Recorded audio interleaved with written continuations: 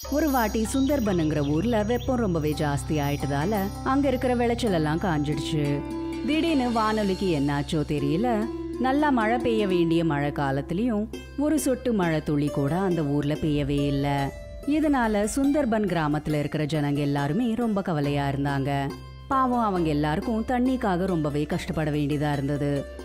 அந்த இந்திரதேவர் நம்ம மேல ஏன் கோபமா இருக்காருன்னே தெரியல. இன்னும் கொஞ்ச நாள்ல மழை காலமும் முடிஞ்சிடும். ஆனா இன்னுமுமே வானத்துல ஒரு கருப்பு மேகம் கூட தென்படல. எனக்கு என்ன தோணுதுன்னா, நம்மளுடைய இந்த சுந்தரவனத்து மேல யாரோ கண்ணு வச்சிருக்காங்க. அதனால தான் இப்படியெல்லாம் நடக்குது. இதுவரைக்கும் நம்மளுக்கு இந்த மாதிரி ஒரு சூழ்நிலை வந்ததே இல்லை. சுந்தர்பனுங்கிற ஊரோட பேரை சொன்னதுமே எனக்கு அழகான பூக்களும் அப்புறம் மனசை கவர்ற மாதிரியான இடங்கள் தான் ஞாபகம் வரும். ராதிகா தன்னோட கண்களை மூடிக்கிட்டு 2 வருஷத்துக்கு முன்னாடி இருந்த சுந்தர்பன் கிராமத்தை பத்தி நினைச்சுக்கிட்டு இருந்தா. சுந்தர்பன் கிராமம் ரொம்பவே அழகா இருந்தது. சூரியன் உதிக்கிற நேரத்துல அந்த சூரியனோட கிரணங்கள் பட்டதுமே ஊர்ல ஒரு ஒளியே வந்துரும். எல்லா பக்கமும் பச்சை பசேர்னு இருந்தது. பறவைகள் கீச்சு கீச்சுன்னு சத்தம் போட்டுக்கிட்டே அதோட சாப்பாடை தேடி வானத்துல பறந்துட்டு இருக்கு. பெண்கள் கிணறுல இருந்து தண்ணிய நிரப்பிக்கிட்டு வர்றது, விவசாயிங்க எருது மாடுங்களோட சேர்ந்து வயலுக்கு போகிறது, குழந்தைங்க ஸ்கூல் பேக்கை போட்டுக்கிட்டு அழகா ஸ்கூலுக்கு போயிட்டு இருக்கிறது, எல்லாருமே ரொம்ப சந்தோஷமா செழிப்பா வாழ்ந்துகிட்டு இருந்தாங்க. ராதிகா ஒரு அழகான கனவு போல இது எல்லாத்தையும் பத்தி நினைச்சுக்கிட்டு இருந்தா. அப்பதான் வீரேந்திரன் அவளை அந்த கனவுல இருந்து வெளியில வர வச்சான். அட, என்னாச்சு உனக்கு? கண்ணை திறந்துக்கிட்டே கனவு காண்றியா என்ன? நான் கனவு காணலைங்க. 2 வருஷத்துக்கு முன்னாடி இருந்த சுந்தர்பன் பத்தி நினைச்சுக்கிட்டு இருந்தேங்க. ஆமா, அந்த நாள் எப்படி இருந்துச்சு? பச்சை பசையல்னு இருக்கிற ஊரு. எங்கே பார்த்தாலும் எல்லாரும் சந்தோஷமா ஒருத்தவங்களோட ஒருத்தவங்க பேசிக்கிட்டு, நிறைய பேர் நம்ம கிராமத்தையோ இங்கே இருக்கிற அழகையும் பார்க்குறதுக்காகவே தூரத்திலிருந்து வந்துக்கிட்டு இருந்தாங்க. ஆனால் இப்போ பாரு, இந்த கிராமத்தில் வாழ்றதே கஷ்டமாயிருச்சு. வருங்காலத்துல என்ன நடக்க போகுதுன்னே தெரியல. விளைச்சல் காஞ்சு போயிட்டதால ஊர்ல சாப்பாட்டுக்கும் கஷ்டமா இருக்கு. எல்லாரோட வீட்லயும் ஒரு மாசம் வர வயிறார சாப்பிட்றதுக்கு கூட சாப்பாடு இல்லாம இருக்கு. நீ ஒரு மாசத்தை பற்றி பேசுகிற, ஆனால் நம்ம வீட்டோட சூழ்நிலை இப்போ ஒரு வாரத்துக்கான பொருட்கள் கூட நம்ம வீட்டில் இல்லை. எனக்கு நல்லா தெரியும், அப்பா அம்மா 2 பேரும் பட்னியாக இருந்து எங்கள் வயிற்றுக்கு எப்படி சாப்பாடு போட்டாங்கன்னு. கடவுளே, எங்களுக்கு உதவி செய்யுங்க.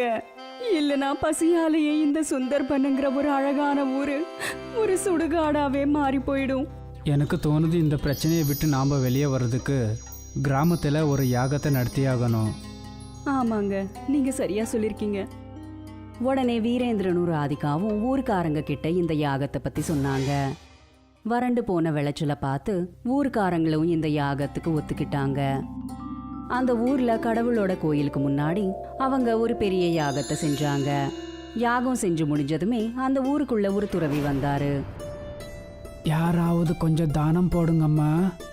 அவரு ஒரு வீட்டை கூட விட்டு வைக்காம அந்த ஊர்ல இருக்கிற எல்லா வீடுகளுக்கும் போனாரு.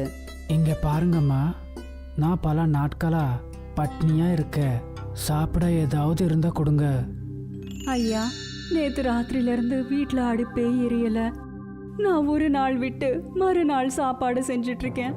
ஏன்னா தேவையான அளவுக்கு மளிகை பொருட்களே இல்ல. அவங்க சொன்னதை எல்லாத்தையும் கேட்டு அவர் அங்க இருந்து திரும்பி போக தான் போனாரு. அப்பதான் அந்த வீட்டு பெண்மணி துறவிய கூப்பிட்டாங்க. ஐயா, ஒரு நிமிஷம், நீங்க எங்க வீட்டுல இருந்து வெறும் கையோட போக கூடாது.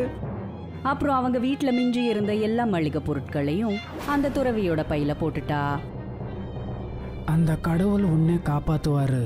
உன்னுடைய கஷ்டங்கள் எல்லாத்தையுமே அவரு போக்கிடுவாரு. துறவி அவங்கள நல்லபடியா ஆசிர்வதிச்சு அவங்க கொடுத்த பிச்சைய வாங்கிக்கிட்டு அங்கிருந்து இன்னொரு வீட்டை நோக்கி போனாரு. அவருக்கு ஒரு குடிசை தென்பட்டது. அந்த வீட்டுக்குள்ள இருக்கிறவங்க சாப்பிட்டுக்கிட்டு இருந்தாங்க.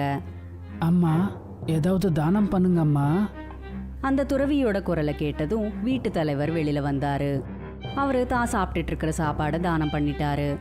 துறவி வீட்டு தலைவர் கொடுத்த அந்த ஒரு ரொட்டிய சாப்பிட்டாரு. ஆனா அதால அவரோட வயிறு நிறையவே இல்ல. துறவியோட மூஞ்சியில இருக்கிற அந்த அசந்திருப்திய பார்த்து அந்த வீட்டு தலைவர் உடனே வீட்டுக்குள்ள போய் தன்னோட மனைவியோட சாப்பாடையும் எடுத்துட்டு வந்து அந்த துறவிக்கு கொடுத்தாரு. துறவி அந்த பிளேட்ல இருக்கிற ஒரு ரொட்டிய கூட சாப்பிட்டுட்டாரு. ஆனா இதாலையும் அவரோட வயிறு நிறையவே இல்ல. இங்க பாருப்பா, நீ இந்த சுவையான சாப்பாடை கொடுத்து என்னுடைய பசியை இன்னும் அதிகமாக்கியிருக்க. இதை இந்தாங்க எடுத்துக்கோங்க சாமி. சாமி. நீங்க என்னுடைய ஏன் சாப்பாட்டையும் நீங்க சாப்பிடுங்க. சாப்பிடுங்க. சாமி இந்தாங்க, நீங்க என்னோட பங்கு சாப்பாடையும் சாப்பிட்டு உங்க பசிய தீர்த்துக்கோங்க. துறவி அந்த சாப்பாட்டை எல்லாத்தையும் சாப்பிட்டாரு. அவரு அந்த குடும்பத்தோட சேவா குணத்தை பார்த்து அவங்கள மனசார ஆசிர்வதிச்சாரு. இங்க பாருங்க, நான் உங்களுடைய இந்த தானத்தையோ உங்களுடைய மனசையோ பார்த்து ரொம்பவே சந்தோஷப்படுறேன். நீயும் உன்னுடைய குடும்பமும் பட்னியா இருந்து என்னுடைய பசியை நீங்க தீர்த்திருக்கீங்க. அந்த கடவுள் உங்களை வாழ்த்துவாரு, உங்களுடைய கஷ்டங்கள் எல்லாத்தையுமே விளக்குவாரு. துறவி அவங்கள எல்லாரையும் ஆசிர்வதிச்சு வேற ஒரு வீட்டை நோக்கி போயிட்டு இருந்தாரு. இப்படியே அந்த துறவி சுந்தர்பன் கிராமத்துல இருக்கிற எல்லாரோட வீட்டுக்கும் போய் பிச்சையை எடுத்துக்கிட்டு இருந்தாரு. அப்புறம் பார்த்துட்டு இருக்கும் போதே சாயந்தரம் ஆயிடுச்சு. அந்த துறவியும் சுந்தர்பன் கிராமத்துல இருந்து கிளம்பிட்டாரு. ஊர்க்காரங்க கிட்ட சாப்பிட்றதுக்கு என்னெல்லாம் இருந்ததோ அதை எல்லாத்தையும் அவங்க அந்த துறவிக்கே தானம் பண்ணிட்டாங்க. இதனால அந்த ஊர்ல இருக்கிற எல்லாருக்குமே அடுத்த நாள் சாப்பிட்றதுக்கு ஒரு தானியத்து அரிசி கூட இல்லாம இருந்தது. ஆனா அடுத்த நாள் காலையில சூரியன் உதிச்சதுமே சுந்தர்பன் கிராமத்துல இருக்கிற காட்சியை பார்த்து அந்த ஊர்க்காரங்க எல்லாருமே ரொம்ப ரொம்ப ஆச்சரியப்பட்டாங்க. ஏன்னா கிராமத்துக்கு ஒரு பக்கத்துல தண்ணிக்கான நதி இருந்தா இன்னொரு பக்கம் அரிசிக்கான நதி ஓடிக்கொண்டிருந்தது. ஆமாங்க, நிஜமாவே இது நம்ம ஊர் மேல அந்த கடவுளோட தயவு தாங்க. ஊர்க்காரங்க எல்லாருமே ஒரு நதியில இருந்து தண்ணியை எடுத்துக்கிட்டு இன்னொரு நதியில இருந்து அரிசியை எடுத்துக்கிட்டாங்க. அப்புறம் அந்த ஊருக்குள்ள ஒரு பெரிய விருந்தையே வச்சுட்டாங்க. ஓங்கிலா அருணாச்சல் பிரதேசத்தோட ஒரு கிராமத்துல இருந்தா. அது சைனாவுக்கு ரொம்ப பக்கத்துல இருந்தது. ஓங்கிலாவோட குடும்பத்துல அவளோட வயசான அம்மா 3 சின்ன குழந்தைங்க இருந்தாங்க. ஓங்கிலாவோட குடும்ப செலவு விவசாயம் செஞ்சுதான் பண்ணாங்க. ஓங்கிலாவோட கிராமம் சைனாவுக்கு பக்கத்துல இருந்ததுனால ஓங்கிலா மோமோஸ், சாமின், veg hakka noodles, manchow soup இந்த மாதிரி சைனீஸ் உணவுகள் அவளுக்கு ரொம்ப நல்லாவே செய்ய தெரியும். ஓங்கிலாவோட அம்மா வயல்ல வேலை செய்வாங்க. அப்புறம் ஓங்கிலா வீட்ல இருந்தபடியே சமைப்பா. என்னாச்சுமா, நீங்க இன்னைக்கு ரொம்ப லேட்டா வரீங்க? மற்ற கிராமத்து ஜனங்களோட நம்ம நிலமும் மிலிட்டரி கிட்ட போயிடும். அப்படி நடந்துருச்சுன்னா அப்புறம் உணவுக்கு நாம தட்டுப்பட வேண்டியதாயிடும். அப்படி நம்ம நிலம் போயிடுச்சுன்னா அதுக்கான நஷ்டஈடு அவங்க கொடுப்பாங்கல்ல. நமக்குன்னு சொந்தமா ஒண்ணு இருந்துச்சுன்னா அதோட விஷயமே தனி. ஆனா பணம் கையில வந்ததுமே அது எப்படியும் செலவாயிடும். நீங்க கவலைப்படாதீங்கம்மா, இன்கம்க்கு வேற ஏதாவது ஒரு ஏற்பாடு நிச்சயம் பண்ணிப்போம். நான் இன்னைக்கு மோமோஸ் செஞ்சிருக்கேன், நீங்க சாப்பிடுங்க. அக்கா, நீங்க மோமோஸ் ரொம்ப சூப்பரா பண்றீங்க. இது ரொம்ப டேஸ்டியா இருக்கு. சோட்டு, நிறைய மோமோஸ் சாப்பிட்ற போல இருக்கு. சரி, கணக்கு பண்ணியா எத்தனை சாப்பிட்ட? 10ல் 0 போயிடுச்சு. 0. ஓம்கிலா, இவனுக்கு படிப்பு சொல்லி கொடுக்க மாட்டியா? இதே நிலைமை நீடிச்சதுன்னா அப்புறம் இவனால பாஸ் பண்ண முடியாது. அம்மா, இவனுக்கு ஒரு நல்ல டியூஷன் தேவைப்படுதுமா. நான் சொல்லி கொடுத்தா இவன் படிக்க மாட்டேங்கிறான். மறுநாள் சாயந்தரம் அவங்க அம்மா வீட்டுக்கு வந்து சொன்னாங்க, ஓம்கிலா, நம்மளோட நிலம் போயிடுச்சுமா. 2 லட்சம் ரூபாய் கிடைச்சது. கிராமத்துல இந்த பணத்தை வச்சு ஏதாவது ஒரு வேலை ஆரம்பிக்கலாமா? கிராமத்துல எந்த ஒரு வேலையும் இல்ல. நான் நகரத்துக்கு போறேன். ஏதாவது வேலையோ தொழிலோ செட் ஆயிடுச்சுன்னா நான் உங்களுக்கு அங்கிருந்து பணம் அனுப்புறேன். ஆனா நீ எந்த நகரத்துக்கு போவ?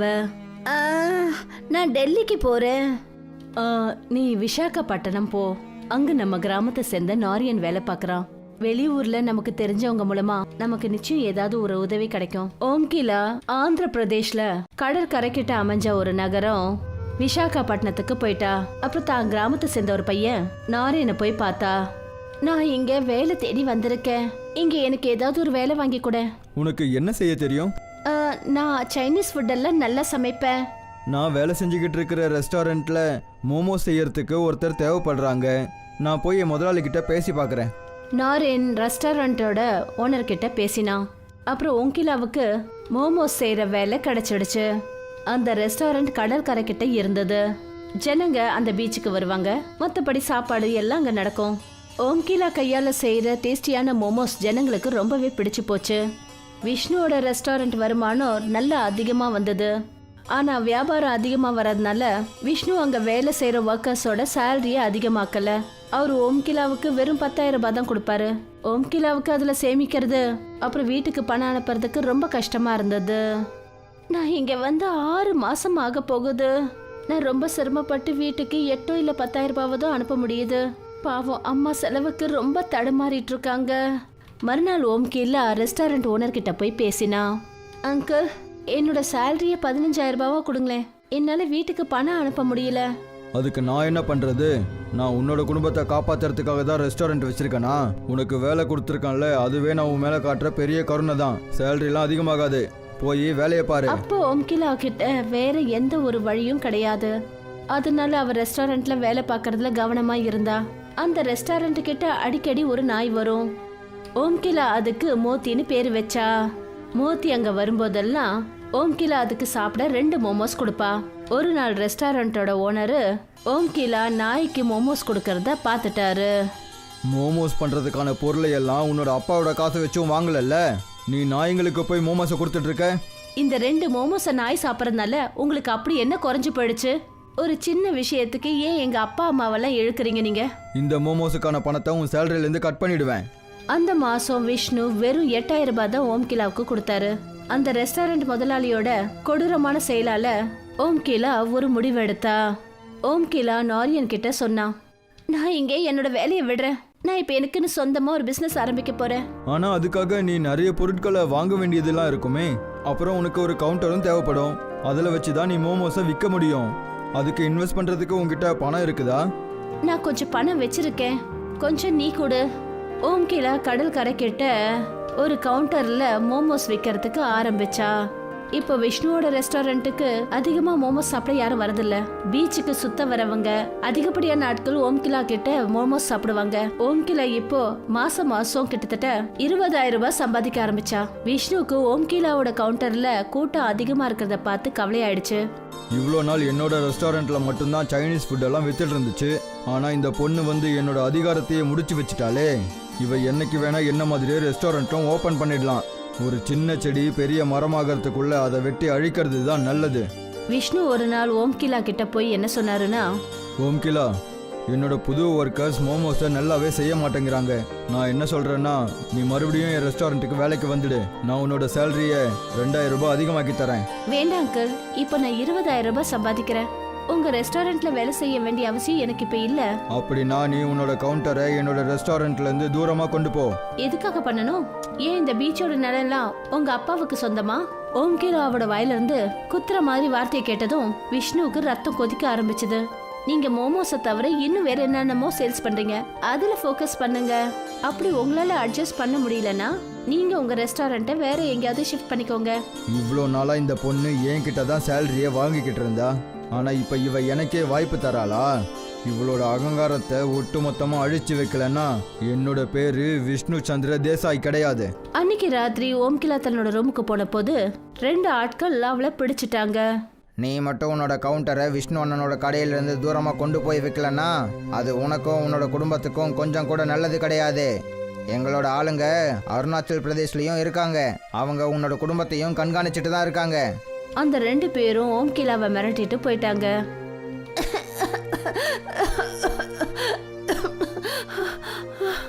ஓம்கிலாவுக்கு ரொம்ப நேரத்துக்கு அப்புறம் தான் மூச்சு விட முடிஞ்சது. ஓம்கிலா போன்ல தன்னோட அம்மா கிட்ட பேசினா, நீ பயப்படாதம்மா, யாரும் நம்மள எதுவும் பண்ண முடியாது. நீ உன் வேலையில கவனத்தை செலுத்து. நீ உடனே இப்ப போலீஸை போய் பாரு. ஓம்கிலா போலீஸ் கிட்ட போய் ரிப்போர்ட் பண்ணா. போலீஸ் விஷ்ணு கிட்ட போச்சு. விஷ்ணு அண்ணன், நீங்க இந்த ஏரியாவில் ரொம்பவே நல்ல மனுஷன். நீங்க ஒருத்தனோட உயிரை எடுத்து கொலைகாரன் ஆகணும்னு நினைக்கிறீங்களா? இல்லை இன்ஸ்பெக்டர் சார், நான் யாரையும் கொல்லணும்னு நினைக்கவே இல்லையே. நான் அந்த பொண்ணை பயமுறுத்தணும்னு மட்டும்தான் நினைச்சேன். இந்த மாதிரி பயமுறுத்துற வேலையெல்லாம் நீங்க பண்ணிட்டு இருக்காதீங்க, இல்லைன்னா உங்களோட நிலைமை ரொம்பவே மோசமாயிடும். அந்த பொண்ணை அவளோட வேலையை செய்ய விடுங்க. போலீஸ் போனதுக்கு அப்புறம் விஷ்ணு யோசிக்க ஆரம்பிச்சாரு. பலத்தால வேலையே நடக்காது.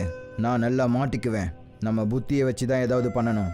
கொஞ்ச நாளைக்கு அப்புறம் ஓம்கிலா கிட்ட ஒரு பொண்ணு வந்தா. ஹலோ மேம், நான் ஹிந்துஸ்தான் பே கம்பெனி மூலமா வந்திருக்கேன். ப்ளீஸ் நீங்க எங்க கோட் ஸ்கேனரை போட்டுக்கிறீங்களா? அதுக்கு பண செலவாகுமே. இது ஃப்ரீ.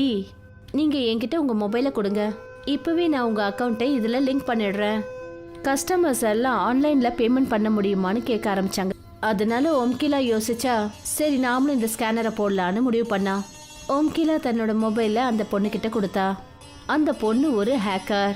அவளை விஷ்ணு அனுப்பி வச்சிருந்தாரு. அந்த பொண்ணு ஓம்கிலாவோட பேங்க் அக்கௌண்ட்ல இருந்து எல்லா பணத்தையும் எடுத்துட்டா. இந்தாங்க முடிஞ்சது. மறுநாள் ஓம்கிலா தன்னோட ஏடிஎம்ல இருந்து பணத்தை எடுக்கிறதுக்காக போனா. அப்பதான் அவளுக்கு தெரிஞ்சது அவளோட அக்கவுண்ட்ல ₹1 காசு கூட இல்லைன்னு. ஓம்கிலா உடனே பேங்க்குக்கு போனா. அவ தன்னோட அக்கவுண்ட்டை பத்தி அங்க விசாரிச்சா. பேங்க்ல அவகிட்ட சொன்னாங்க, அதாவது அவ ஆன்லைன் பேமெண்ட் ஏமாற்றத்துக்கு பலியாயிட்டான்னு. ஓம்கிலாவுக்கு புரிஞ்சு போச்சு அந்த ஹிந்துஸ்தான் பேல இருந்து வந்த பொண்ணு அவளை ஏமாத்திட்டான்னு. ஓம்கிலா அந்த பொண்ணை பத்தின ரிப்போர்ட் போலீஸ் ஸ்டேஷன்ல பண்ணா. ஆனா அந்த பொண்ணை பத்தி எந்த ஒரு விவரமும் கிடைக்கல. அங்க விஷ்ணு ஓம்கிலாவோட கவுண்டர்ல இருந்த பொருள் எல்லாத்தையும் திருடிட்டாரு. அதுலதான் ஓம்கிலா எல்லா பொருட்களையும் வச்சிருந்தா. இப்போ ஓம்கிலா கிட்ட இன்வெஸ்ட்மெண்ட்டுக்கு பணமும் கிடையாது, அப்புறம் பொருளும் கிடையாது. அவ அழுதுகிட்டே நாரியனை பாக்குறதுக்கு போனா. நான் ஏமாந்துட்டேன் நாரியன். என்னாச்சு ஓம்கிலா, நீ எதுக்காக அழுதுட்டு இருக்க? ஓம்கிலா நாரியன் கிட்ட எல்லா விஷயங்களையும் சொன்னா. எனக்கு உன்னால 10,000 ரூபாய் ஹெல்ப் பண்ண முடியுமா? நாரியன் 2 நாளைக்கு முன்னாடி தான் கிராமத்தை விட்டு வந்திருந்தான். என்னை மன்னிச்சிடு ஓம்கிலா, நான் முந்தா நேத்து தான் என் தங்கச்சி கல்யாணத்தை முடிச்சிட்டு கிராமத்துல இருந்து வந்தேன். எல்லா பணத்தையும் கல்யாணத்துல செலவாக்கிட்டேன். ஓம்கிலா பீச்ல உட்காந்து அழுதுட்டு இருந்தா. அப்பதான் அந்த இடத்துக்கு அந்த நாய் மோத்தி வந்தது. அதுக்கு தான் ஓம்கிலா மோமோஸ் கொடுப்பா. இன்னைக்கு உன்கிட்ட கொடுக்கறதுக்கு எனக்கு எதுவுமே இல்லை, நான் எல்லாத்தையும் இழந்துட்டேன். மோத்தி உடனே ஒரு கடவுளா மாறினா. நான் சமுத்திர தேவன் வருணன். இந்த நாயோட உருவத்துல இந்த பீச்சில் சுத்திக்கிட்டு ஜனங்களுக்கு உதவி பண்ணிக்கிட்டு இருக்கேன். நீங்க எனக்கு எதுக்கு தரிசனம் கொடுத்தீங்க? நான் என்னைக்கும் பூஜை கூட பண்ணது கிடையாது. கடவுள் எப்பவும் ஒரு பிராணியோட ரூபத்துல வந்து தான் ஜனங்களுக்கு பரீட்சை வைப்பாரு. வருணதேவன் ஓங்கிலா கிட்ட சில விதைகளை கொடுத்தாரு. இந்த விதைகளை கடற்கரை ஓரமா புதைச்சி வச்சுடு. அதுல இருந்து வர செடியில இருந்து உனக்கு மோமோஸ் கிடைக்கும். அந்த மோமோஸை உன்னால மட்டும்தான் அந்த செடியில இருந்து பறிக்க முடியும். இப்படி சொல்லிட்டு வருணதேவன் மறைஞ்சிட்டாரு. ஓங்கிலா அந்த விதைகளை மண்ணுல புதைச்சா. மறுநாளே செடிகள் வளர்ந்து வந்தது. அதுல மோமோஸ் வளர்ந்திருந்தது. ஓம்கிலா அந்த மோமோஸை பறிச்சு ஒரு கூடையில வச்சா. அப்புறம் மோமோஸை விற்க ஆரம்பிச்சா. அந்த மோமோஸ்ல அதே சுவை இருந்தது. அதுல ஓம்கிலா தன்னோட கையால செஞ்ச மோமோஸோட சுவை இருக்கும். விஷ்ணுக்கு இந்த விஷயம் தெரிஞ்சதும், அதாவது ஓம்கிலா மண்ணுல மோமோஸ் செடி வளர்த்திருக்கான்னு, அவரு ராத்திரியில மோமோஸை பறிக்கிறதுக்காக போனாரு. விஷ்ணு எவ்வளவோ முயற்சி பண்ணி பார்த்தாரு. ஆனா ஒரு மோமோஸை கூட பறிக்க முடியல. அப்புறம் அந்த செடியையும் பிடுங்க முடியல. விஷ்ணு மார்க்கெட்டுக்கு போய் விஷப்பூச்சி மருந்தை வாங்கிட்டு வந்தாரு. அது பயிர்களை அழிக்கக்கூடியது. அவரு அந்த மோமோஸ் செடியில பூச்சி மருந்தை தெளிச்சாரு. இனிமேதான் ஆட்டம் ஆரம்பிக்குது. அப்பதான் வேகமா ஒரு அலை வந்தது. அது செடியில இருந்த பூச்சி மருந்து எல்லாத்தையும் சுத்தமாக்கிடுச்சு. விஷ்ணு ஒரு வண்டியில நிறைய மரக்கட்டைகளை அள்ளிக்கிட்டு வந்தாரு. அவர் அந்த மரக்கட்டைகளை மோமோஸ் செடி மேல போட்டுட்டாரு. அப்புறம் அந்த மரத்துல அவரு பெட்ரோலை ஊத்தி நெருப்பு வச்சாரு. விஷ்ணு இப்ப எல்லா காரியமும் முடிஞ்சிரும்னு நினைச்சாரு. ஆனா அப்பதான் பீச்ல பயங்கரமா மழை பெய்ய ஆரம்பிச்சது. அப்புறம் நெருப்பு அணைஞ்சிடுச்சு. இந்த மழை இந்த நேரத்துல தான் வரணுமா? அப்பதான் நாரியன் அந்த இடத்துக்கு வந்தான். நீங்க எதுக்காக சார் இப்படி பண்ணிட்டு இருக்கீங்க? ஓம்கிலா என்கிட்ட சொல்லியிருந்தா இந்த மோமோஸ் ஒரு தெய்வம் அவளுக்கு கொடுத்த வரமா. யாராலையும் இதை எதுவுமே பண்ண முடியாது. நான் ஒரு நாத்திகன். எனக்கு இந்த தெய்வத்தை பத்தியும் வரத்தை பத்தியும் எந்த ஒரு நம்பிக்கையும் கிடையாது. நான் என்னோட வாழ்க்கையில எல்லாத்தையும் என்னோட கடின உழைப்பை வச்சு தான் சம்பாதிச்சேன். ஓம்கிலாவோட இந்த மோமோஸை நான் உன் கண்ணு முன்னாடியே அழிச்சு காட்டுறேன். நீயே அதை பாரு. அப்பதான் ஓம்கிலா அங்க வந்தா. விஷ்ணு அங்கர், என்னோட மோமோஸ் செடிக்கு எந்த பாதிப்பையும் உருவாக்காதீங்க. அப்புறம் நான் மறுபடியும் போலீஸை போய் பார்த்து அவங்க கிட்ட உங்களை பத்தி கம்ப்ளைண்ட் பண்ணுவேன். ஒருவேளை இவ அடிக்கடி போலீஸ் ஸ்டேஷனுக்கு போனானா என்னோட இமேஜே அழிஞ்சு போயிடுமே. இப்ப நம்ம இங்க இருந்து ஒதுங்கி போறது தான் நமக்கு நல்லதா இருக்கும். நீ தப்பா நினைக்கிற ஓம்கிலா. நான் இந்த மோமோஸை பார்த்துட்டு போலான்னு தான் இந்த இடத்துக்கு வந்தேன். அது உனக்கு பிடிக்கலன்னா நான் இப்பவே இந்த இடத்த விட்டு போயிடுறேன். நரீன், நீ ஏன் கூட வா. விஷ்ணு நாரியனை கூட்டிக்கிட்டு தன்னோட வீட்டுக்கு போனாரு. நரீன், நீ எனக்கு ஒரு வேலை பண்ணணும். என்ன வேலை முதலாளி? நீ உன்னோட கிராமத்துக்கு போ. எப்படியாவது ஓம்கிலாவோட அம்மாவுக்கும் அவனோட தம்பிங்களுக்கும் ஜுரம் வர வச்சுடு. ஒருவேளை அவங்களுக்கு உடம்பு சரியில்லைன்னா ஓம்கிலா அவங்கள பாத்துக்கிறதுக்காகவே இந்த இடத்த விட்டு அவங்க ஊருக்கு போயிடுவாள்ல. அப்புறம் ஒரு வழியா ஓம்கிலா என்னோட வழியில இருந்தும் நகர்ந்து போயிடுவா. நீ இந்த வேலையை செஞ்சனா நான் உனக்கு 15,000 ரூபாய் பணம் தருவேன். ஆனா நீ இந்த வேலையை செய்யலன்னா உன்னை நான் வேலையை விட்டு ஒரடியா தூக்கிடுவேன். நாரியனுக்கு தர்ம சங்கடம் ஆயிடுச்சு. அன்னைக்கு ராத்திரி அவனால தூங்க முடியல. அட கடவுளே, நான் என்ன பண்றது? என்னால வேலையை விட்டு போக முடியாது. என்னோட மனைவியும் குழந்தையும் பசியாலேயே செத்துருவாங்க. என் முதலாளி சொன்ன வேலையை முடிக்கிறத தவிர என்கிட்ட வேற எந்த வழியும் இல்லை. இதுக்கு மேல என்ன நடந்தாலும் பார்த்துக்கலாம். நான் இந்த பாவத்தை எனக்காக ஒன்றும் செய்யலையே. ஒரு கட்டாயத்தால தான் இது எல்லாத்தையும் செய்ய வேண்டியிருக்கு. கடவுளே என்னை மன்னிச்சிடுங்க. அவன் கிராமத்துக்கு போனான். அப்புறம் ஓம்கிலா வீட்டுக்கு ஸ்வீட் கொண்டு போனான். ஓம்கிலாவோட அம்மா நாரியனுக்கு சித்தி. சித்தி, நான் புதுசா ஒரு மோட்டார் சைக்கிள் வாங்கியிருக்கேன். அதுக்காக தான் ஸ்வீட் கொண்டு வந்திருக்கேன். ஓம்கிலாவோட அம்மா நாரியனை ரொம்பவே நம்புவாங்க. ரொம்ப சந்தோஷமான விஷயம்ப்பா. அது சரி, வீட்ல எல்லாரும் நல்லா இருக்காங்கல்ல? அது சரி, ஓம்கிலா எப்படி இருக்கா? வீட்ல எல்லாருமே நல்லா இருக்காங்க. ஓம்கிலாவோட வியாபாரமும் சூப்பரா போகுது. உங்களோட பொண்ணு உண்மையிலேயே ரொம்ப கடின உழைப்பாளி. இப்படி இந்த ஒரு மாதிரி ஒரு பொண்ணு பொண்ணு அதிர்ஷ்டம் அதிர்ஷ்டம் இருக்கிறவங்களுக்கு பண்ணவங்களுக்கு மட்டும்தான் மட்டும்தான் கிடைப்பா. கிடைப்பா. கொஞ்ச நேரம் பேசிட்டு நாரியன் அந்த இடத்த விட்டு போயிட்டான். ஓம்கிலாவோட அம்மா அப்புறம் அவளோட தம்பிங்க எல்லாரும் ஸ்வீட் சாப்பிட்டாங்க. அவங்க 4 பேருக்கு உடம்பு சரியில்லாம ஆயிடுச்சு. அவங்களோட உடல்நல ரொம்பவே மோசமாயிடுச்சு. ஓம்கிலா தன்னோட குடும்பத்தை பாத்துக்கிறதுக்காக திரும்பி வீட்டுக்கு வர வேண்டியதாயிடுச்சு. இனிமே எனக்கு எந்த பயமும் இல்லை. இந்த செடிகளை பிடுங்க தானே முடியாது, ஆனால் இதை என்னால் அழிக்க முடியும்ல. விஷ்ணு ஒரு ரோலரை எடுத்துட்டு வந்தாரு. அவர் அந்த செடி மேல ரோலரை ஏத்தினாரு. ஆனா அப்ப கூட அந்த செடிங்களுக்கு எந்த ஒரு பாதிப்பும் ஏற்படல. ரோலர் மேல ஏத்திட்ட உடனே செடிங்க மறுபடியும் அதே மாதிரி நின்னுச்சு. விஷ்ணு கோவத்துல பைத்தியம் ஆயிட்டாரு. அவருக்கு முன்னாடி அதே நாய் மோதி நின்னுட்டு இருந்தது. விஷ்ணு தன்னோட கோவத்தை அந்த நாய் மேல காட்ட நினைச்சாரு. இன்னைக்கு நான் இந்த நாயை சும்மாவே விட மாட்டேன். விஷ்ணு ரோலரை அந்த நாய் மேல ஏத்துறதுக்கு தான் இருந்தாரு. அப்பதான் நாய் வருண தேவனா மாறிடுச்சு. அப்புறம் அந்த வருண தேவன் விஷ்ணுவை ரோலரோட தூக்கி சமுத்திரத்தோட மத்தியில வீசினாரு. காப்பாத்துங்க, காப்பாத்துங்க, எனக்கு நீச்சல் அடிக்க வராது, என்னை காப்பாத்துங்க. வருணதேவன் அவர்கிட்ட போய் சொன்னாரு, நான் உன்னை காப்பாத்துறேன். ஆனா நீ முதல்ல எனக்கு வாக்கு கொடு. ஓம்கிலாவோட வேலையில நீ எந்த ஒரு தொந்தரவும் பண்ணக்கூடாது. நான் வாக்கு கொடுக்கறேன். ஓம்கிலாவோட வியாபாரத்துல என்னால எந்த ஒரு தொந்தரவும் வராது. அவளோட பணத்தை திரும்பவும் கொடுத்துடுறேன். அவளோட கவுண்டரையும் கொடுத்துடுறேன். அப்போதான் வருணதேவன் விஷ்ணுவை தூக்கி கடற்கரை கிட்ட வீசினாரு. அப்புறம் அவர் அங்கிருந்து மறைஞ்சிட்டாரு. அவர் ஓம்கிலாவோட வீட்டுக்கு வந்தாரு. அப்புறம் ஓம்கிலாவோட குடும்பத்தையும் சரி பண்ணாரு. ஓம்கிலா நகரத்துக்கு திரும்பி வந்தா. அப்புறம் அவளோட வியாபாரத்தை பழையபடி நடத்தினா. ஒரு காலத்துல நடந்த விஷயம் இது. தென்னிந்தியால ஒரு கிராமத்துல சரஸ்வதின்ற ஒரு பெண் தன்னோட மகன் சின்மையோட இருந்தா. சரஸ்வதியோட கணவர் இறந்து போய் 10 வருஷம் ஆச்சு. அன்னில இருந்து சரஸ்வதி ஊர்ல சின்ன சின்ன வேலைகளை செஞ்சு காசு சம்பாதிச்சு தன்னோட குடும்பத்தை ஓட்டினா. இப்போ சின்மை 15 வயசு பையனாயிட்டான். அம்மா, நான் ஒரு வேலையை தேடி இருக்கேன். என்ன வேலை? விறகு வெட்டுற வேலைதான். ஆனா கண்ணு, அதுக்காக நீ காட்டுக்கு போகணுமே. ஆமாம்மா. காட்டுக்குள்ள கொடூரமான மிருகங்கள் இருக்குமே. உனக்கு ஏதாவது ஆயிடுச்சுன்னா என்னால தாங்க முடியாது. அம்மா, நீங்க ஒன்றும் கவலைப்படாதீங்க. நான் தனியா போல, என் கூட நிறைய பேர் காட்டுக்கு வர்றாங்க. இங்க பாத்தீங்களா என்கிட்ட எவ்வளோ பெரிய கோடாலி இருக்குன்னு? காட்டு விலங்கால என் பக்கத்துல கூட வர முடியாது. ஜாகிரதையா இருடா கண்ணு. சரிம்மா, நீங்க கவலைப்படாதீங்க. அடுத்த நாள்ல இருந்து சின்மை மத்த விறகு வெட்டிகளோட சேர்ந்து காட்டுக்கு போனான். அவங்க சின்மைக்கு மரத்தை எப்படி வெட்டுறதுன்னு கத்து கொடுத்தாங்க.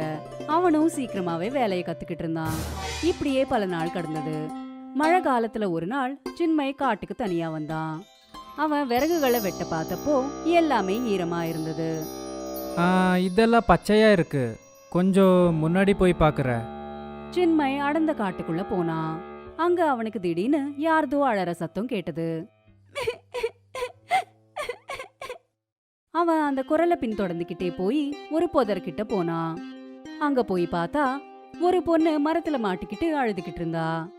அடடா, நீ நீ இங்க எப்படி மாட்டிக்கிட்ட? சின்மை அந்த பொண்ணை இழுத்துட்டு இருக்கும்போது அந்த பொண்ணுக்கு ரெக்கைகள் இருக்குன்னு கவனிச்சான். என்ன இது, உனக்கு ரெக்கை இருக்கா?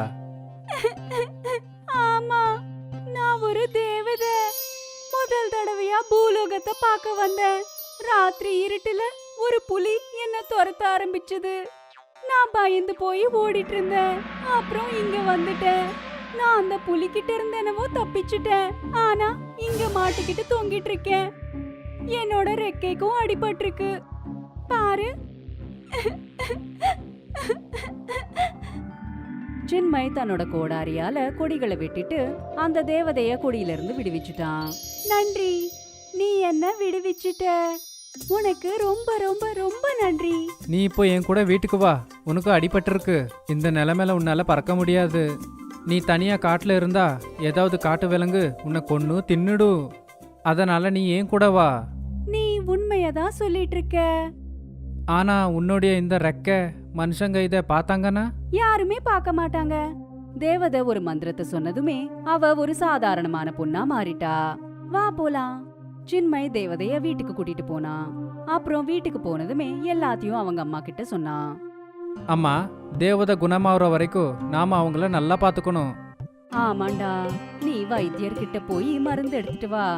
இல்ல இல்ல, எனக்கு மருந்து எதுவும் தேவையில்ல. தேவதைகள் எல்லாம் தன்னோட சக்தியாலேயே குணமாயிடுவாங்க. எங்களுக்கு சாப்பாடு அப்புறம் ஓய்வு மட்டும்தான் தேவைப்படும் அம்மா. சரி கண்ணா, நீ ஓய்வு எடுத்துக்கோ. நான் எல்லாருக்காகவும் சாப்பாடு செஞ்சு வச்சிடுறேன். தேவதை அங்கேயே தூங்கிட்டா. அப்புறம் சரஸ்வதியும் சின்மையும் வீட்ல இருந்து வெளியில வந்தாங்க. அந்த தேவதை நம்மளோட விருந்தாளி. நாம அவளுக்கு நல்ல நல்ல சாப்பாட்டை செஞ்சு கொடுக்கணும். ஆமாம்மா. கண்ணு, நம்ம கிட்ட இப்போ காசும் இல்ல. ஆனா சின்ன சின்ன முருங்கைக்காய் இந்த மரத்துல வளர்ந்துருக்கு. அத வச்சு ஏதாவது உன்னோட பிறந்த நாள் அன்னைக்கு செய்யலாம்னு நினைச்சேன். இப்போ இதையே தேவதைக்கு செஞ்சு கொடுத்துடுறேன். சரிம்மா, உங்களுக்கு தோன்றது செய்யுங்க. இவங்க 2 பேரும் பேசிக்கிட்டத தேவதை கேட்டுட்டா. அவங்க அந்த இடத்துல இருந்து போனதுமே தேவதை முருங்கை மரத்து மேல ஒரு மந்திரத்தை போட்டா. சரஸ்வதி அந்த முருங்கைக்காய வச்சு ருசியான சாம்பார சமைச்சா. அப்புறம் அத சாதத்தோட தேவதைக்கு பரிமாறினா. ரொம்ப ருசியா இருக்கு. இந்த முருங்கைக்காய் மரத்தை நான் தானே வளர்த்தது. எனக்கு தெரியும் அம்மா. தேவதை சாப்பிட்டதுமே தனக்குள்ள இருக்கிற சக்தி கூடிடுச்சு. அப்புறம் அவளோட எல்லா காயங்களும் தானாவே குணமாயிடுச்சு. இப்போ நான் குணமாயிட்டேன். நான் இப்போ தேவலோகத்துக்கு போலாம் அம்மா. நீங்க 2 பேரும் எனக்கு ரொம்ப உதவி செஞ்சிருக்கீங்க. நன்றி. இது எங்களோட கடமைடா. அம்மா, நான் உங்களுக்கு ஒண்ணு கொடுக்கலான்னு இருக்கேன். நீங்க தயவு செஞ்சு வாங்கிக்கோங்க. உங்க முருங்கைக்காயெல்லாம் மந்திர முருங்கைக்காயா ஆயிடுச்சு. நீங்க எத்தனை வாட்டி முருங்கைக்காய பறிச்சாலுமே உடனே முருங்கைக்காய் திரும்ப வளர்ந்துரும். இனி நீங்க நினைச்சப்பெல்லாம் சாம்பார் செஞ்சு சாப்பிடுங்க. நன்றி சின்மய், நீ ரொம்ப நல்லவன். தேவதை அங்கிருந்து பறந்து போயிட்டா. சரஸ்வதி அப்புறம் சின்மய் வெளியில வந்து சில முருங்கைக்காய பறிச்சாங்க. அங்க உடனே புது முருங்கைக்காய் வளர்ந்தது. அத பார்த்து 2 பேருமே சந்தோஷப்பட்டாங்க. இப்போ நாம எப்ப வேணாலும் சாம்பார் செஞ்சுக்கலாம்டா சின்மய். அம்மா, அது மட்டும் இல்ல, இதை நாம விற்கவும் முடியும். சின்மய் அப்புறம் சரஸ்வதி நிறைய முருங்கைக்காய பறிச்சாங்க. அப்புறம் அந்த முருங்கைக்காயால நிறைய சாம்பார சமைச்சாங்க. அது கூடவே சாதத்தையும் சமைச்சாங்க. அம்மா, இந்த சாம்பார் சாதத்தை நான் வித்துட்டு வரேம்மா. சாம்பார் சாதத்தோட டப்பாவை எடுத்துக்கிட்டு சின்மய் மார்க்கெட்டுக்கு வந்தான். நிறைய பேரு சாம்பார் சாதத்தை சாப்பிட்டு சின்மய்க்கு காசு கொடுத்தாங்க. அன்னில இருந்து சரஸ்வதி மந்திர முருங்கைக்காய பறிச்சு தினமும் சாம்பார் சமைச்சிட்டு இருப்பா. அப்புறம் சின்மய் சாம்பார் சாதத்தை மார்க்கெட்ல வித்துட்டு இருப்பான்.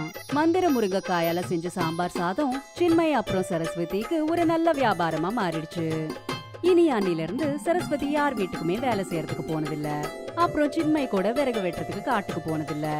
இப்போ அவங்க சாம்பார் சாதத்தை வித்து நல்லா சம்பாதிச்சிட்டு இருந்தாங்க. அப்துல் ஒரு பிரமாதமான சமையல்காரர். அவரு சுல்தான் மியா ஹோட்டல்ல தந்தூரி செஞ்சுக்கிட்டு இருந்தாரு. எனக்கு ஒரு தந்தூரி பார்சல் கொடுங்க. இதோ தந்துடுறேன். அப்துல் என்ன, உங்க கையால செய்யற தந்தூரியை பத்தி சொல்லவே தேவையில்ல. நானும் நிறைய ஹோட்டல்ல தந்தூரி சாப்பிட்டிருக்கேன். ஆனா உங்க கையில இருக்கிற கைப்பக்குவம் வேற எங்கேயுமே கிடையாதுண்ணே. நன்றி. என்னுடைய தந்தூரி உங்களுக்கு பிடிச்சிருக்கே, அதுவே சந்தோஷம். அப்துல் பல வருஷங்களா இதே ஹோட்டல்ல தான் வேலை பார்த்துட்டு இருந்தாரு. எல்லாமே நல்லபடியா போயிட்டு இருந்தது. அப்புறம் ஒரு நாள் சுல்தான் மியாவோட பையன் ஹப்சல் ஹோட்டலை பாத்துக்கிற பொறுப்பை ஏத்துக்கிட்டான். தம்பி, உங்க ஹோட்டல் தந்தூரி உண்மையிலேயே சூப்பரே. எனக்கு தெரியும், நிறைய கஸ்டமர்ஸ் அப்துல் அண்ணன் தந்தூரி பத்தி பாராட்டுறாங்க. இத கேட்டுட்டு அப்துல் சிரிச்சாரு. அவருக்கு ஹப்சல் மைண்ட்ல இருக்கிற குறுக்குத்தனமான புத்தி என்னன்னு தெரியாது. ஹப்சல் என்ன யோசிச்சு வச்சிருந்தான்னா, அதாவது அவன் தந்தூரி கவுண்டரை பெருசாக்கலாம்னு நினைச்சான். இன்னும் நிறைய சமையல்காரங்களை வைக்கணும்னு நினைச்சான். அப்துல் அண்ணன், இன்னும் நீங்க சில சமயக்காரங்களுக்கு உங்களை மாதிரி தந்தூரி செய்ய கத்து கொடுக்கணும். அது என்னன்னா, நான் தந்தூரி கவுண்டரை பெருசாக்க போறேன். அப்பதான் என்னால நிறைய ஆர்டர் எடுக்க முடியும். நிச்சயமா தம்பி, நான் எல்லா சமயக்காரங்களுக்கும் சொல்லி கொடுக்கறேன். இத கேட்டதும் ஹப்சல் சந்தோஷப்பட்டான். கொஞ்ச நாளைக்கு அப்புறம் தந்தூரி கவுண்டர் பெருசாச்சு. இன்னும் 2 சமையல்காரங்க அந்த கவுண்டருக்கு வந்துட்டாங்க. அல்தாஃப் அப்புறம் அர்பாஸ். இப்போ என்ன கவனமா பார்த்து கத்துக்கங்க. என்ன மாதிரியே நல்லா தந்தூரி செஞ்சீங்கன்னா கஸ்டமர்ஸ் உங்களையும் பாராட்டுவாங்க. அப்துல் அவங்க 2 பேருக்கும் தந்தூரி எப்படி செய்யறதுன்னு நல்லா கத்து கொடுத்தாரு. கொஞ்ச நாள்லயே அவங்க 2 பேரும் அப்துல் மாதிரி தந்தூரி செய்ய கத்துக்கிட்டாங்க.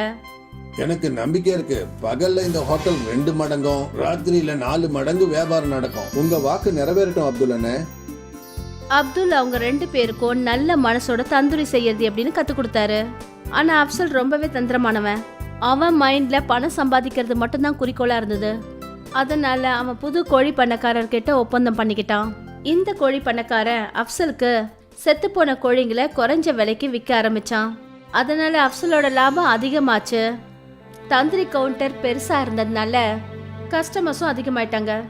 எல்லாமே நல்லபடியா தான் போயிட்டு இருந்தது. ஆனா ஒரு நாள் அப்துல் அன்னைக்கு அந்த ஹோட்டல்ல ராத்திரி பகல்னு பார்க்காம இருந்தாரு. அப்பதான் அந்த ஹோட்டலோட முதலாளி சுல்தான் அங்க வந்தாரு. கண்ணா அப்சல், ஹோட்டல் எப்படிப்பா போயிட்டு இருக்கு? நல்லா போகுதுப்பா. அது சரி, நம்ம கோழி வாங்குற பண்ணைய மாத்திட்டேன்னு கேள்விப்பட்டேன். ஆமாப்பா, இந்த புது பண்ணக்காரரு குறைஞ்ச விலையிலேயே கோழிகளை நம்மளுக்கு சப்ளை பண்றாரு. அப்படியா? அது எப்படி? ஏன்னா அந்த கோழிங்க ஏற்கனவே செத்து போனதுங்க. அரே அல்லா, ஏன்பா இந்த மாதிரி அநியாயத்தை செய்யற? இது பாவம்பா. இந்த பாவத்தை செய்யாத. அவ கொடுக்கற தந்தூரி சாப்பிட்டு யாருக்காவது உடம்பு சரியில்லாம போச்சுன்னா அப்புறம் அந்த அல்லா நம்மள மன்னிக்கவே மாட்டாரு கண்ணா. அப்படியெல்லாம் எதுவும் நடக்காதுப்பா. எல்லா ஹோட்டல்காரங்களும் இப்படிதான் செய்யறானுங்க. என் ஃப்ரெண்ட்ஸ் ஹோட்டல் எல்லாம் இப்படிதான் நடக்குது.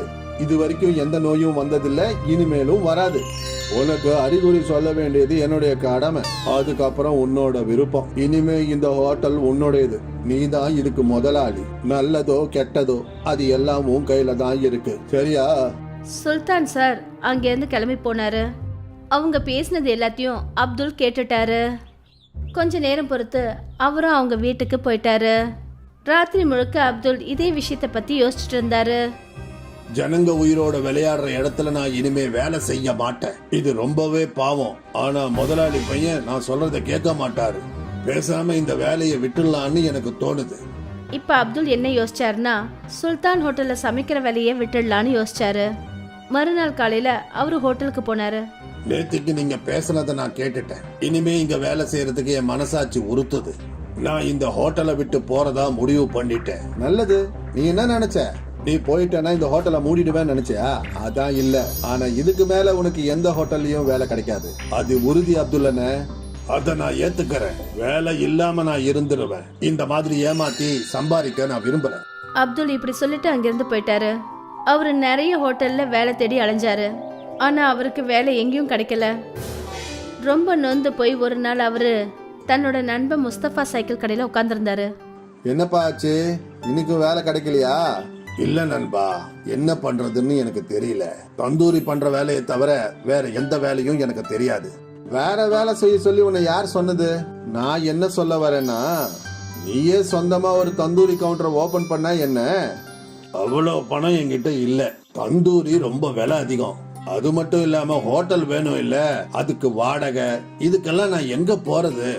உன்னுடைய எல்லா கேள்விக்கும் ஒரே ஒரு பதில் தான். கொஞ்ச நேரம் வெயிட் பண்ணு. முஸ்தபா 2 பழைய சைக்கிள் ரிம் எடுத்துட்டு வந்தாரு. அப்புறம் அதுல ஹோல்ஸ போட்டு ஒரு கம்பியை போட்டாரு. இந்தா ரெடி ஆயிடுச்சு. என்ன இது? புரிய வைக்கிறேன். முஸ்தபா கிட்ட ஒரு தள்ளி வண்டி இருந்தது. முஸ்தபா அந்த கைவண்டிக்கு மேல இருந்த மரத்தை உடைச்சு எடுத்தாரு. அப்புறம் இந்த தந்தூரை அந்த கைவண்டியில ஃபிக்ஸ் பண்ணாரு. இப்போ இதுக்கு கீழே அடுப்பு கறிய பத்த வை. அப்புறம் இத சுத்தி சுத்தி தந்தூரி பண்ண. அடேங்கப்பா, இது ரொம்ப நல்லா இருக்கே. இத எப்படி யோசிச்ச? உனக்கு உதவி செய்யணும்னு நினைச்சேன். அதான் யோசனை தானா வந்துருச்சு. நன்றி நன்றி நண்பா. மறுநாள்ல இருந்து முஸ்தபா அந்த கைவண்டியில தந்தூரி விற்க ஆரம்பிச்சாரு. தந்தூரி செய்யறதுல முஸ்தபா கை தேர்ந்த ஆளு. ஆனா அவர்கிட்ட ஹோட்டல் இல்ல. அதனால அவரோட தந்தூரி விலையும் ரொம்ப குறைவா தான் இருந்தது. முஸ்தபாவோட தள்ளுவண்டி தந்தூரி கடையில கஸ்டமர்ஸ் கூட்டம் எப்பவுமே இருந்துகிட்டே இருந்தது. அதே சுல்தான் ஹோட்டல்ல ஃபுட் ஆஃபீஸர்ஸ் வந்து செக் பண்ணாங்க. அப்புறம் செத்து போன கோழியை சமைச்சு விற்கிறதுனால அவங்களோட ஹோட்டலுக்கு சீல் வச்சுட்டாங்க. அந்த குற்றத்துக்காக அப்சலுக்கு சிறை தண்டனை கொடுத்தாங்க. ஒருவேளை இதுதான் இயற்கையோட நியாயம் போல இருக்கு. நல்லவங்களுக்கு எப்பவும் நல்லதுதான் நடக்கும், அப்புறம் கெட்டவங்களுக்கு கெட்டதுதான் நடக்கும். இதுக்கு தான் சொல்லுவாங்க, நல்லதை மட்டும் செய், நல்லதே நடக்கும். அப்துல் ஒரு பிரமாதமான சமையல்காரர். அவரு சுல்தான் மியா ஹோட்டல்ல தந்தூரி செஞ்சுக்கிட்டு இருந்தாரு. எனக்கு ஒரு தந்தூரி பார்சல் கொடுங்க. இதோ தந்துடுறேன். அப்துல் என்ன, உங்க கையால செய்யற தந்தூரியை பத்தி சொல்லவே தேவையில்ல. நானும் நிறைய ஹோட்டல்ல தந்தூரி சாப்பிட்டிருக்கேன். ஆனா உங்க கையில இருக்கிற கைப்பக்குவம் வேற எங்கேயுமே கிடையாதுண்ணே. நன்றி.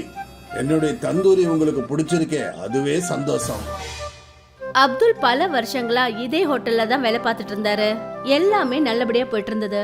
அப்புறம் ஒரு நாள் சுல்தான் மியாவோட பையன் ஹப்சல் ஹோட்டலை பாத்துக்கிற பொறுப்பை ஏத்துக்கிட்டான். தம்பி, உங்க ஹோட்டல் தந்தூரி உண்மையிலேயே சூப்பரு.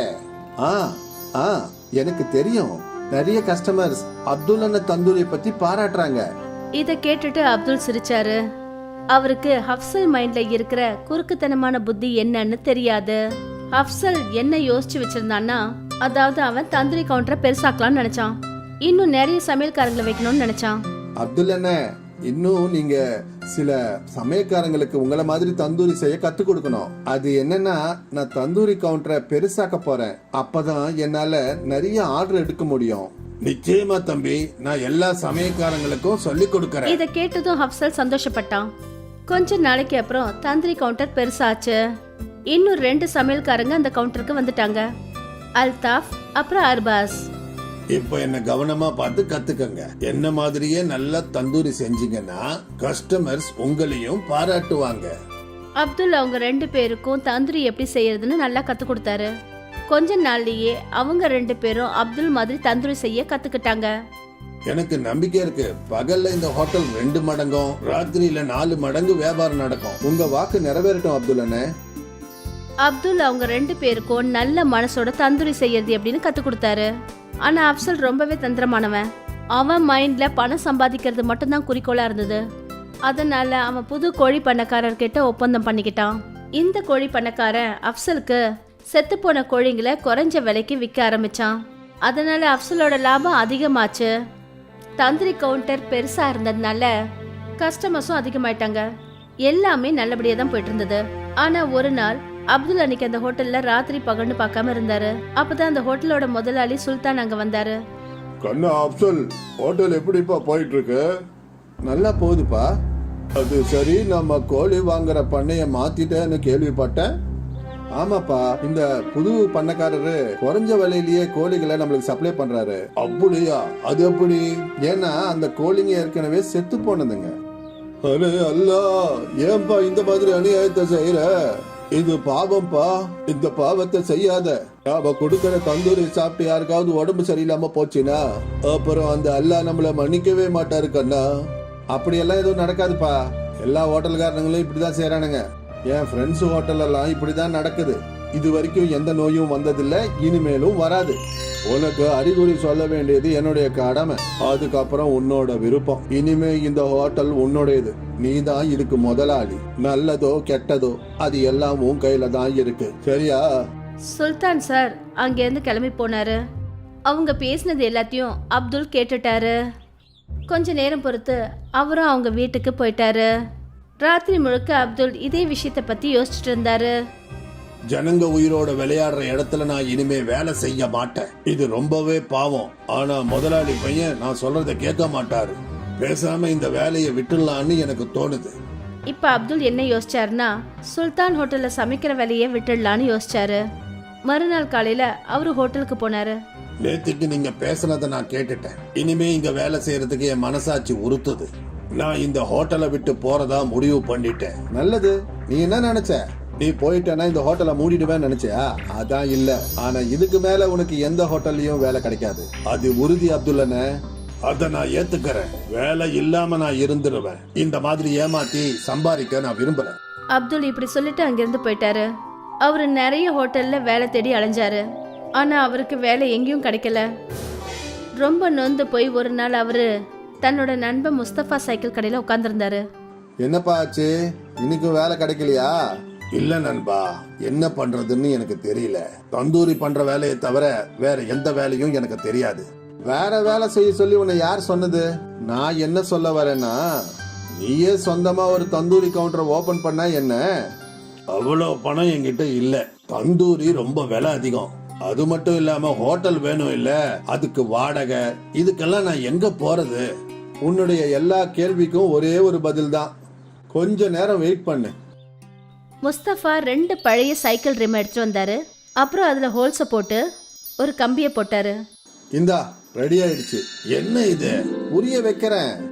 முஸ்தபா கிட்ட ஒரு தள்ளி வண்டி இருந்தது. முஸ்தபா அந்த கைவண்டிக்கு மேல இருந்த மரத்தை உடைச்சு எடுத்தாரு. அப்புறம் இந்த தந்தூரை அந்த கைவண்டியில ஃபிக்ஸ் பண்ணாரு. இப்போ இதுக்கு கீழே அடுப்பு கறிய பத்த வை. அப்புறம் இத சுத்தி சுத்தி தந்தூரி பண்ண. அடேங்கப்பா, இது ரொம்ப நல்லா இருக்கே. இதை எப்படி யோசிச்ச?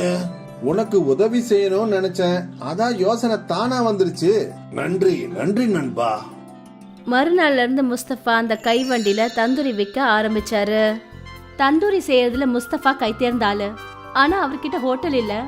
அதனால அவரோட தந்தூரி விலையும் ரொம்ப குறைவா தான் இருந்தது. முஸ்தபாவோட தள்ளுவண்டி தந்தூரி கடையில கஸ்டமர்ஸ் கூட்டம் எப்பவுமே இருந்துகிட்டே இருந்தது. அதே சுல்தான் ஹோட்டல்ல ஃபுட் ஆஃபீஸர்ஸ் வந்து செக் பண்ணாங்க. அப்புறம் செத்து போன கோழியை சமைச்சு விற்கிறதுனால அவங்களோட ஹோட்டலுக்கு சீல் வச்சுட்டாங்க. அந்த குற்றத்துக்காக அப்சலுக்கு சிறை தண்டனை கொடுத்தாங்க. ஒருவேளை இதுதான் இயற்கையோட நியாயம் போல இருக்கு. நல்லவங்களுக்கு எப்பவும் நல்லதுதான் நடக்கும், அப்புறம் கெட்டவங்களுக்கு கெட்டதுதான் நடக்கும். இதுக்கு தான் சொல்லுவாங்க, நல்லதை மட்டும் செய், நல்லதே நடக்கும்.